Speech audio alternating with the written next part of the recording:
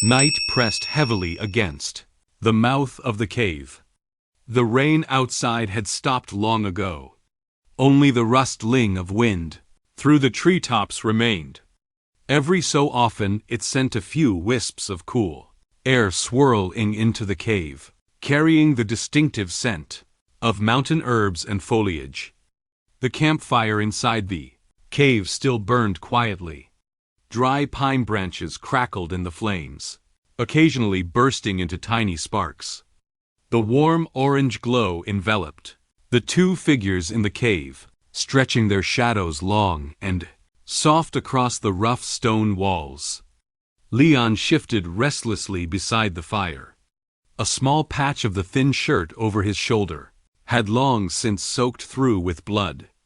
The dark red stain stood out, star-clay against the pale fabric.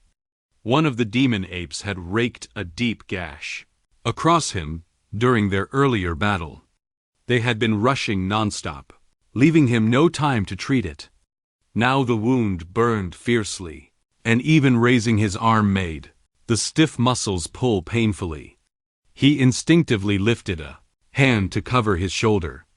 The instant his fingertips touched the wound, he hissed in pain, then hurriedly lowered his hand. Pretending nothing was wrong, he poked at the dry branches in the fire. He did not want the woman beside him to notice anything unusual. Otherwise, she would start worrying and use it as another excuse to mess with him. But that tiny movement had already caught Roswitha's attention. She had been looking down as she turned, their soaked outer garments over the fire, pinching the hems between her fingers, and flipping them back and forth. When she noticed his stiff movement from the corner of her eye, her brows furrowed almost imperceptibly. She stopped what she was doing and turned toward him. Her cool voice rang especially clearly through the quiet cave. "You. Are you hurt?" Leon's hands froze. His heart skipped a beat. So she had noticed after all. He put on a relaxed smile, lowered his hand and leaned back as he tugged at his collar, trying to conceal the blood-stained area. His tone was casual, as though he were talking about something completely insignificant. "Oh, these wounds? Those filthy monkeys scratched me." The moment he finished speaking, Ross with Azit the clothes aside and rose to her feet. The hem of her silk dress swept across the dry grass with a soft rustle. She crossed the distance between them in a few steps and crouched in front of Leon. Looking up at his shoulder, she reached out to pull open his collar and inspect the injury. There was a seriousness in her eyes that refused to take no for an answer. Her fingertips were already about to touch his skin. "Let me see." Her warm breath washed over him. But the moment Ross with his fingers touched his abs, Leon began grumbling inwardly. "MPH. What a scheming female dragon. That's nowhere near the wound. If you want to feel my abs, just say so. Why bother making up all these excuses?" He kept a straight face and did not move. He wanted to see how long she could keep pretending. Sure enough, her fingertips paused. As though Ross with a had only just realized her mistake, she swiftly withdrew her hand and leaned back. Pretending to remain calm, she averted her gaze toward the flickering campfire. Her fingers quietly tightened around the hem of her dress. She cleared her throat. "It seems I was mistaken." Her voice sounded perfectly calm, but the tips of her ears had quietly turned pale pink. Fortunately, the firelight kept flickering, making the subtle blush difficult to see amid the shifting light and shadow. But even that tiny change did not escape Leon's keen eyes. As Leon watched Ross with a feigned composure, the corners of his mouth secret lie began to curl upward. He could not suppress his smile at all.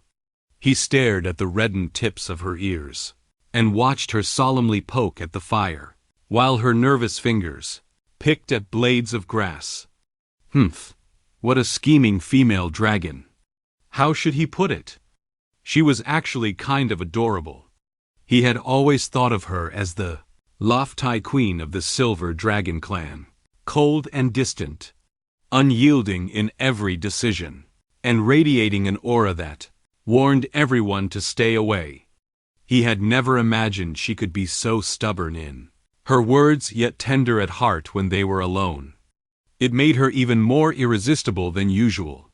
Leon gently placed his hand over the back of Ross with a yes, pressing her palm more firmly against his abdomen.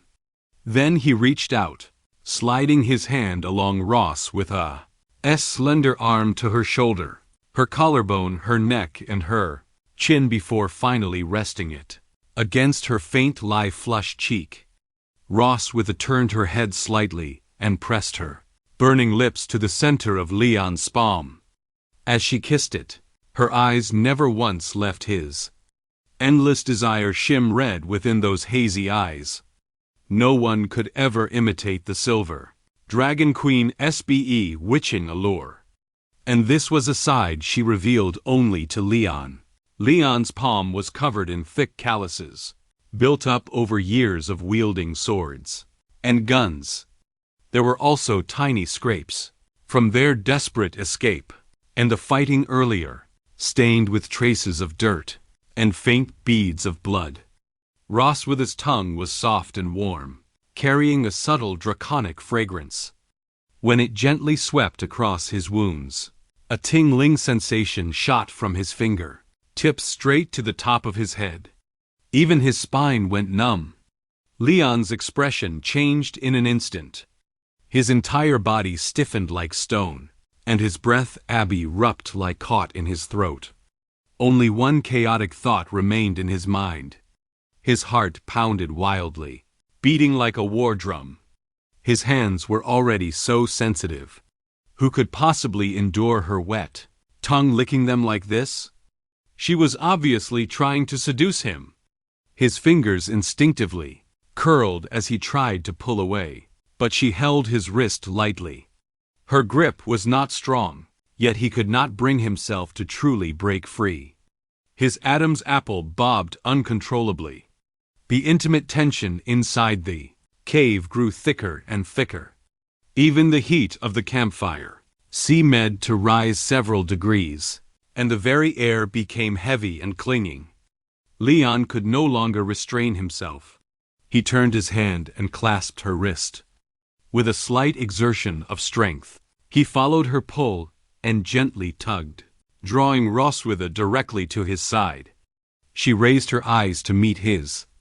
The corners of her eyes were tinged with red, and the firelight reflected in their depths, making them shine as though they held an entire sky full of stars. Leon cupped the back of Ross with a head and pulled her into his embrace. At the exact moment, the sun rose above the horizon. Their lips met. Without either of them noticing, the sky outside the cave slowly brightened from pitch black. A faint, pale glow appeared along the horizon. The morning breeze slipped through the cave entrance, carrying a hint of intimate warmth. Leon held himself above her with his arms. His breathing was heavy, and his dark gaze settled on her face, traveling from her eyes and brows to her full lips. His Adam's apple bobbed involuntarily. Even the wound on his back no longer seemed to hurt. His thoughts were filled entirely with the woman before him. Neither knew how much time had passed. As the morning light grew brighter, the two of them simply moved from the cave to the flowers and grass outside. Morning dew clung to pale purple wild flowers and fresh green blades of grass, tumbling off with a soft patter whenever the wind blew. The air was filled with the freshness of grass and the sweet fragrance of wild flowers. The ground felt soft beneath them, even more comfortable than the dry grass inside the cave. Roswitha lay among the soft flowers and grass, tiny drops of morning dew clinging to her hair. She gazed at Leon, who was only inches away. The morning light outlined the sharp contours of his profile, his brow ridge, and even the old scar along his jaw seemed less severe in the gentle light, taking on a tender quality instead. His entire presence appeared much softer. As she continued looking at him, she sighed inwardly. Her gaze held a tenderness that even she did not notice. How could this man's face suit my tastes so perfectly? Even every scar on his face looks flawless. When I first saw him on the battlefield, I already found him exception, ally pleasing to the eye, in his armor, with that sharp look in his eyes. But now that he has let down his guard, I find it even harder to look away from him. I could stare forever, and never grow tired of this face.